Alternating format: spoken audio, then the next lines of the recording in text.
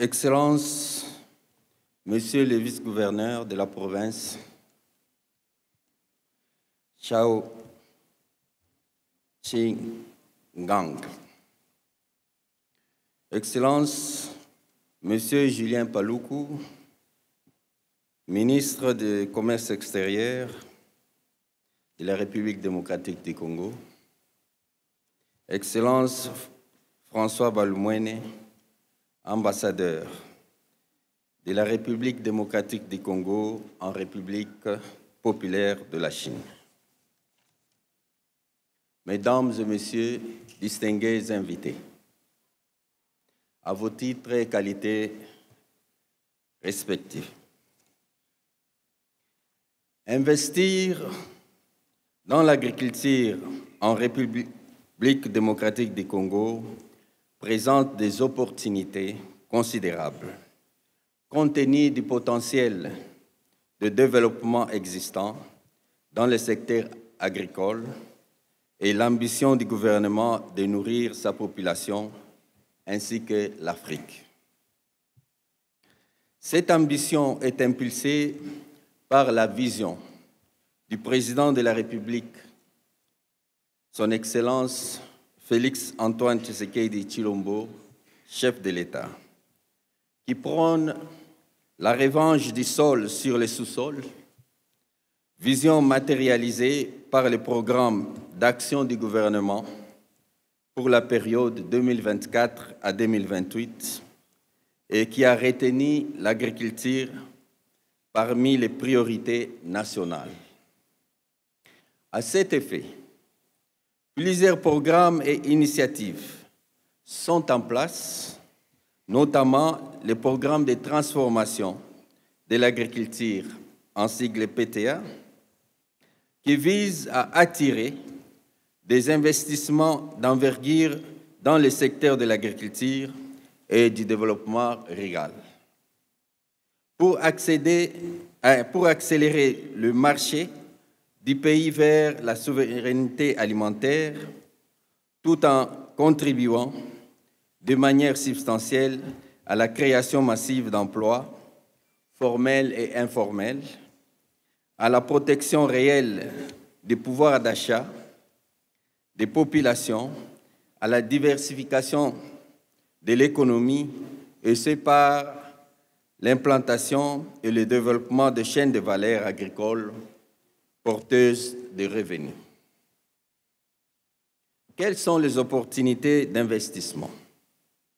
La RDC dispose de vastes terres arables et d'un climat favorable à l'agriculture. Le pays a la capacité de nourrir 2 milliards de personnes, mais seulement 10% de son potentiel agricole est exploité actuellement. Le pays dispose également d'une diversité de climats et un important réseau hydrographique. La RDC offre plusieurs opportunités d'investissement spécifiques à l'agrobusiness et à l'agro-industrie, allant de la production, du stockage, de la transformation et de la commercialisation, de manière à créer des chaînes de valeur compétitives au niveau du pays, de la sous-région et au niveau international. En sa qualité de pays solution pour sa biodiversité, la RDC est presque un pays résilient au changement climatique. À cause de son potentiel agricole et de son arsenal juridique favorable aux investissements, la RDC aspire à devenir un grenier de l'Afrique. La RDC, Congo, est devenu le 45e pays africain à adhérer à l'initiative Nouvelle Route de la Soie. La signature de ces mémorandums pourrait servir de catalyseur à de nouveaux investissements chinois en République démocratique du Congo, dont le potentiel agricole du pays, à côté de celui des réserves minières, devrait occuper une place importante dans le projet de la route de soie. Quels sont les facteurs favorisant l'investissement en agriculture en République démocratique du Congo? Existence d'une main-d'œuvre abondante, compétente, forte en République démocratique du Congo, une population très jeune, écoutant moins cher et gentille. Existence des terres arables et zones économiques spécifiques. Existence de plusieurs plateformes des marchés agricoles. Opportunités d'investissement dans la construction des infrastructures routières d'évacuation des produits agricoles. Opportunités d'investissement dans la construction des infrastructures portuaires et ferroviaires. Opportunités d'investissement dans la construction des centres d'entreposage et de stockage. Opportunités d'investissement dans la construction de barrages hydroélectriques et de développement des énergies vertes pour la transformation des produits agricoles tels que le maïs, le cacao, le banane, etc., ainsi que les intrants agricoles comme les engrais chimiques, potassiques, calciques et des phosphates. Quels sont les besoins d'acteurs opérant dans la chaîne de valeur?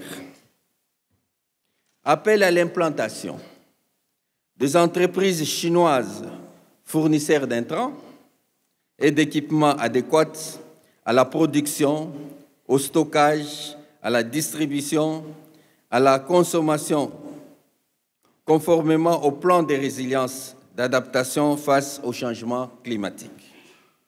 Appel à l'implantation des entreprises chinoises, des productrices et de la chaîne de valeur provenant de la production des coopératives agricoles. Appel aux entreprises chinoises travaillant dans la recherche appliquée et à la production des semences. Appel aux entreprises chinoises travaillant dans la valorisation des produits agricoles. Appel aux entreprises chinoises travaillant dans la production des intrants agricoles. Appel aux entreprises chinoises à investir dans les filières de coton et de piment, cayenne, de maïs, de manioc, de cacao, de palmier à huile, de l'élevage, de sésame, de vanille, ainsi de suite, ainsi que d'autres espèces et variétés des essences naturelles qui sont en vogue en ce moment. Quelles sont les garanties des investissements dans le secteur agricole? Mon pays offre des facilités qui sont accordées par les codes agricoles, les codes d'investissement, les niveaux d'accompagnement de mon ministère. Il s'agit concrètement de l'exonération des matériels et machines agricoles, des intrants et des outillages agricoles, des avantages douaniers, fiscaux et parafiscaux, des garanties et des sécurités à l'investisseur. En outre, la connaissance de l'arsenal juridique régissant les investissements en République démocratique du Congo est indispensable. Elle évite aux investisseurs à s'exposer à certains risques liés aux affaires. Quelles sont les possibilités de financement agricole à faible coût? Nous avons des opportunités d'investissement dans la production de maïs pour la consommation humaine et pour la provenderie. Nous avons des opportunités d'investissement dans la production de riz pour la consommation humaine pour les besoins des industries brassicoles. Nous avons des opportunités d'investissement dans la production de blé pour la consommation, pour les exportations et pour les industries brassicoles aussi. Nous avons des opportunités de créer une banque agricole pour subventionner les activités agricoles. Nous avons l'opportunité d'investissement dans la production des semences et les engrais. Nous avons aussi les opportunités de construire les infrastructures agro-pastorales, rurales et les routes de desserte agricole. Nous avons des opportunités d'investissement à travers des joint ventures et des partenariats publics-privés, des partenariats privés-privés et dans la production et la transformation de l'huile de palme, de l'huile de tournesol et de l'huile d'arachide et pourquoi pas l'huile de soja. Nous avons aussi des opportunités d'assurer une recherche appliquée dans le domaine de la sémence à travers l'INERA et les centres de recherche sur le maïs.